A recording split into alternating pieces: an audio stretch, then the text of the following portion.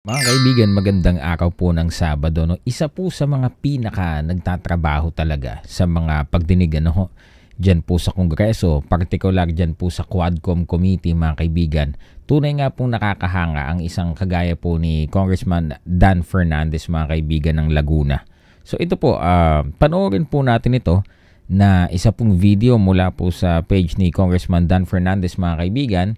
At huwag niyo pong kakalimutan ito pong si Congressman Dan Fernandez ang isa po sa mga pinaka talagang astig dyan po sa pagdinig ng Quadcom, mga kaibigan. Talaga pong makakasiguro tayo na isa po siyang matapat na lingkod bayan at talaga pong nandyan para magsilbi ng may dangal at may katapatan po sa bawat mamamayan. So panoorin po natin ito courtesy of Congressman Dan Fernandez. Let's go. Gobyerno may dangal. Yun, di ba ho? Kaya po dyan sa Quadcom, hindi po nila pinapalagpas yung mga maanomalya, yung mga hindi may paliwanag na paggamit ng pondo. Ganyan po si Congressman Dan Fernandez. Ayan ko sa lalawigan ng Laguna. Alam kong marami pa tayong kayang gawin upang mas mapalago at mapaganda ang ating lalawigan. Kaya naman bilang isang namumuno na may gobyernong may dangal, sa pagbibigay serbisyo at tunay na malasakit, kasama ko ang inyong mga pangarap para sa ating mahal na Laguna. Alam mo, ito po si Congressman Dan Fernandez. Siya po yung nagpapatunay na hindi porket, yung iba kasi, hindi, nanalo lang niyan dahil artista, nanalo lang yan dahil sikat. Ito po si Congressman Dan Fernandez. Makikita po talaga natin na he is actually studying. Nag-research po siya sa mga usaping bayan na kinakailangan po na dinggin, particular dyan sa Kongreso, in aid of legislation para po tayo ma-come up ng mga batas to avoid yung mga nangyayari po na mga ganyan sa Pogo na yan, yung mga Chinese na nakapagparehistro ng, diba, ng mga Philippine birth certificate, na passports, mga kaibigan. So kung yan nagagawa niya, inaambag niya para sa buong Pilipinas, mga kaibigan. Particular na dito sa kanya mga nasasakupan ng mga taga Laguna, dyan sa Laguna. He represents Laguna na talagang taas noo, mga kaibigan. So, mga taga Laguna, pride nyo to, si Congressman Dan Fernandez. Sa pamamagitan ng apat na mahalagang haligi ng pag-unlad: economic development, social development, environmental sustainability, at good governance. Ang importante. Sisiguraduhin natin na ang bawat Lagunense ay may pagkakataong umasenso at makibahagi sa progreso. Bawat Lagunense. Actually, sa mga lingkod bayan na kagaya ni Congressman Dan Fernandez, talaga pong nakakahanga ang kanila pong ginagawang effort para po mailagay sa tama ang ating pong gobyerno. Diba? Enough na po yung mga talagang, diba nung nakarang administration, kung ano-ano pong natutuklasan natin. Yung nakaraan, yung itong customs, kinontrol pala ng isang grupo dyan sa Davao. Diba? Parang, diba nakakalungkot isipin na may mga ganyan So, because of the efforts ng Quadcom, ito pong sila Congressman Dan Fernandez, mga kaibigan, talaga pong nabigyan po ng pansin at na-expose po itong mga ganitong uri ng gawain. Pakinggan pa po natin.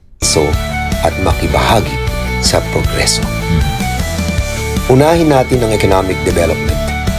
Gagamitin natin ang lakas ng agrikultura ng Laguna sa pamamagitan ng agri-industrialization na mas maraming trabaho at pataasin ang kita ng mga magsasaka.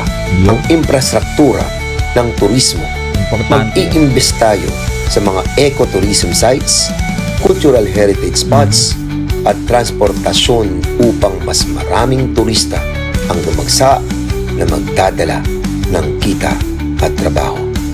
I think, hindi rin natin... Siyempre, hindi din maiwasan na isa si Congressman Dan Fernandez diba, na nangunguna sa Quadcom.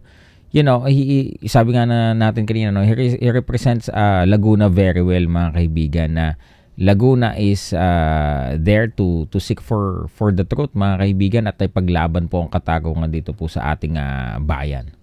Babayaan ang maliliit na negosyo. Bibigyan sila ng suporta sa pamamagitan ng training at access sa merkado. Hitin natin ang mga dayuhang namumuhunan. Pangalawa naman, ang social development. kabataan ng Laguna ang kinabukasan natin. Kaya mag-i-invest tayo sa edukasyon at vocational training upang matiyak na handa sila sa mga trabahong kinakailangan sa modernong panahon. Ganda, no? Ganda ng mga plataforma. Pag-uusayan din natin ang serbisyong pangkalusugan.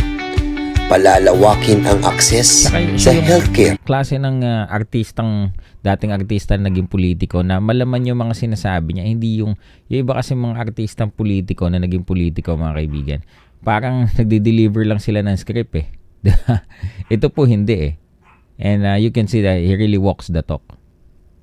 At itutulak ang preventive health programs. Ang pangatlong bahagi ng pag-unlad ay ang environmental sustainability.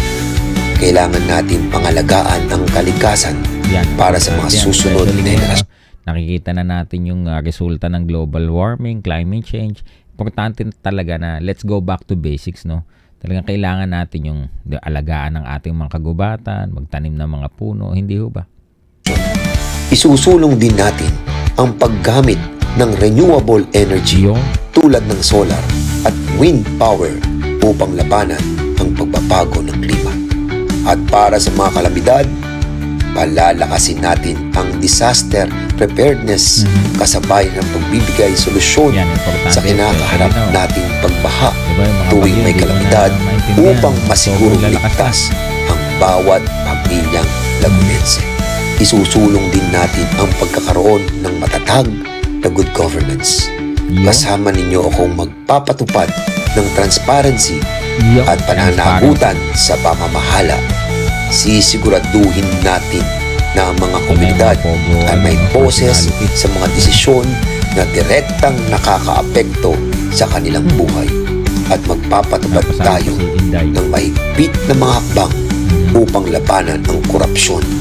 Dahil ang bawat sentimo ay mahalaga para sa bayan. Mga mahal kong Lagunense, ganda ng pagkakalatag. Sabay-sabay nating dadalhin ang Laguna tungo sa isang mas maliwanag, mas maunlad, sama-sama nating abutin ang tagumpay para sa ating lalawigan. Sama-sama tayo sa kaunlaran. Sama-sama tayo sa gobyerno. May dangal. May dangal. Ganda. Yan, no? So, because of this, parang lalo nating nakikilala si Congressman Dan Fernandez, no? Hindi lang yung mga dati niyang naging palabas sa telebisyon at maging sa pelikula, at hindi lang din yung sa mga hearing sa Kongreso, yung mga isinagawa ng Quadcom. Ngayon po makikita po natin kung ano po bang klaseng lingkod bayan si Congressman Dan Fernandez.